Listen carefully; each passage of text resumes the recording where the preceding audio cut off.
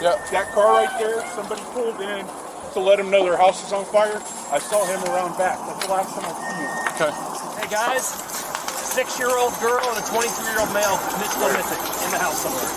What do you got? 6-year-old female and a 23-year-old male possibly inside. This is the story of Nick Bostic.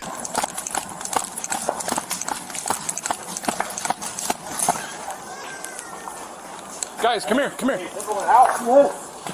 Yes. Sure.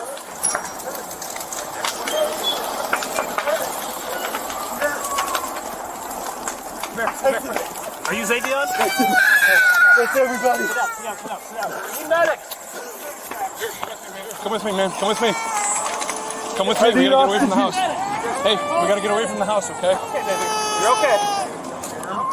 And there is Nick, after saving a 6-year-old who he did not know and being tended to by the paramedics. I hightailed my butt into the house, going through the around the side of it, through the back door, up the patio. Went to go downstairs, found Kaylani in the smoke, continued upstairs, collapsed at the top stairs, and then went to jump out the window. Here, he spoke with Good Morning America. We just dropped everything we were doing and took off running. David and Tiara Barrett were on a date night when he got the call from his 18-year-old daughter, Sienna. I just saw like fire in the living room. I just ran upstairs like yelling, and then I went and grabbed my baby sister. We started running down the stairs, and that's when we saw Nick, and we just couldn't find Kaylani. Deep breath, and I ran down there and I grabbed Kaylani and I used my ears to help find her.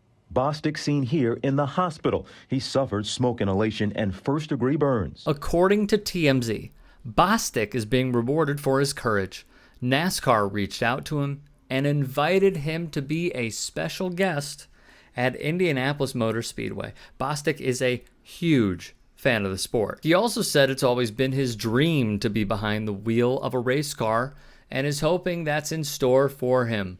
While Bostic would be checking an item off his bucket list, he said he believes he might have a chance to impress NASCAR officials. If they could actually let someone like me have a go behind the wheel, they'd find there's a lot of undiscovered talent out there, Bostic said.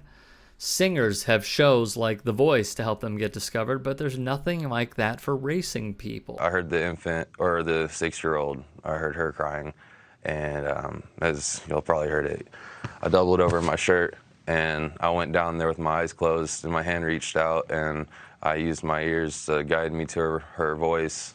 And I picked her up and I ran to the stairs. Well, I ran to the back door, but I couldn't find it. I felt like I was getting more lost the further I'd go to try and find it. It should have just been straight from a straight shot to the staircase when you went in from the back door, but it wasn't like that for some reason, I guess, that night, you know? So I went back upstairs where I seen light. Yeah.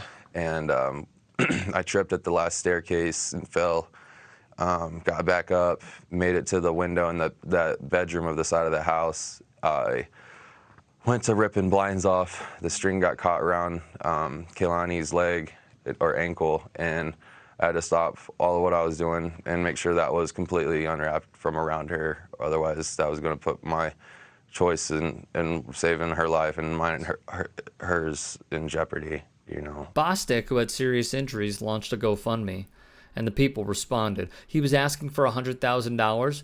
It reached nearly $560,000. Bostic spoke with journalist Dave Bangert and said the following: I mean, I was hightailing it, 110%. It started to get hard to see because the smoke was getting bad. I don't know how to explain it, but it was like I accepted I was probably going to die right there, that night. But it was a weird calm. You just got to work as fast as you can. The city will recognize Bostic at the Lafayette Aviators baseball team's National Night Out event on August 2nd.